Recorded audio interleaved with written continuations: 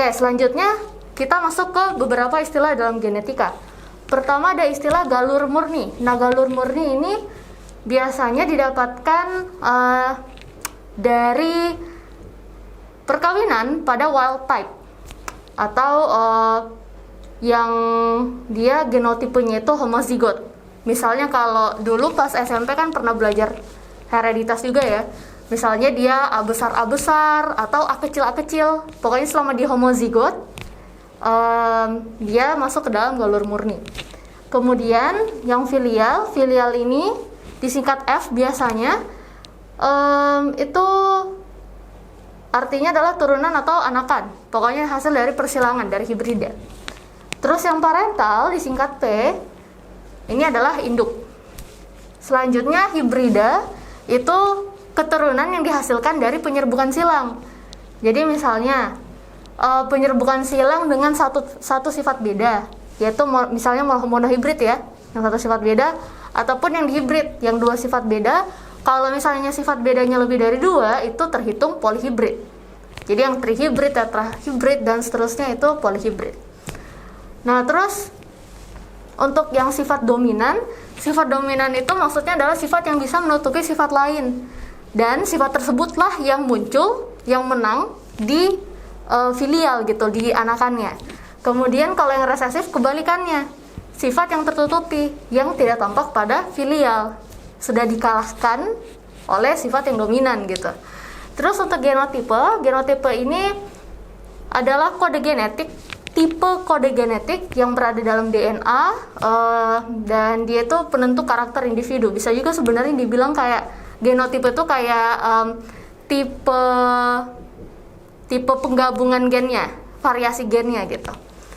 Kemudian untuk fenotipe ini adalah karakter yang diamati pada individu. Yang diamati di sini tuh tidak hanya kita ngelihat dengan mata kita tuh teramati tuh pasti fenotipe.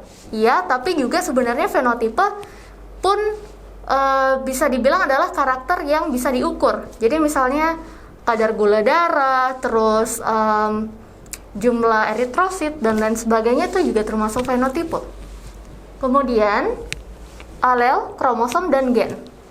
Oke, ini kadang ada yang kebalik-balik juga, jadi ini disatukan saja pembahasannya, jadi kita tahu bedanya apa ya dari ketiganya itu.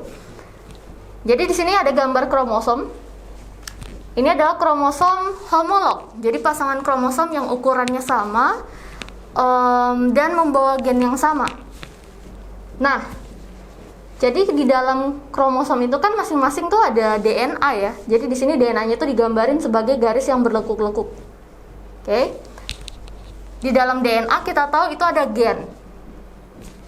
Terus untuk gen tertentu dia punya letak tertentu juga di dalam kromosom, di dalam DNA-nya. Jadi misalnya di sini ada suatu gen, anggap aja nih yang fragmen warna merah ini pada DNA-nya, ini adalah posisi atau lokus dari gen warna misalnya, oke? Nah, di dalam lokus ini yang sepasang ini terletak alel.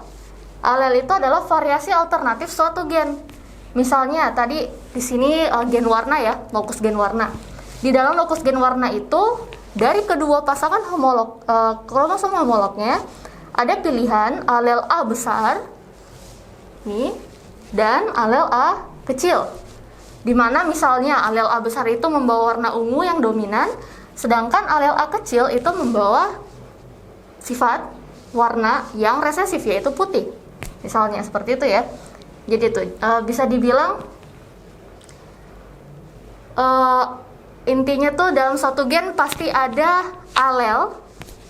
Alelnya tuh seperti variasi alternatif dari gen tersebut, dan gen punya letak khusus di dalam DNA yang disebut sebagai lokus. Dan DNA yang kita bicarakan itu terletak di dalam kromosom. Oke, jadi seperti itu ya hubungannya.